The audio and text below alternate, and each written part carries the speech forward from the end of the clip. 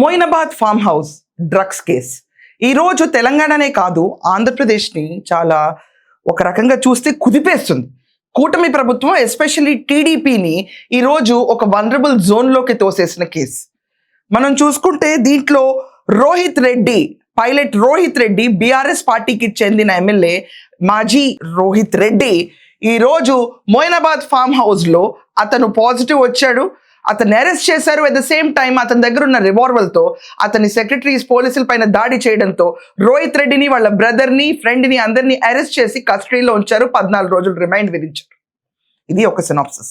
నాకేం సంబంధం లేదు, ఈ పార్టీకి స్నేహితులు పిలిస్తే వెళ్ళాను, నాకు ఎలాంటి దురలవాట్లు లేవు అని చెప్పి టీడీపీ ఎంపీ ఏలూరు ఎంపీ పుట్టా మహేష్ చాలా క్రిస్టల్ క్లియర్గా ఆవేదన ఎక్స్ప్రెస్ చేశారు. తీరా బ్లడ్ టెస్ట్ చేస్తే పాజిటివ్ వచ్చింది.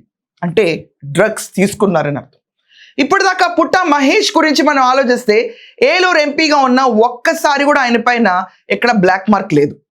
ఎమ్మెల్యేస్ అందరితోనూ చాలా సవ్యమైన రిలేషన్షిప్ మెయింటైన్ చేస్తున్న పుట్టా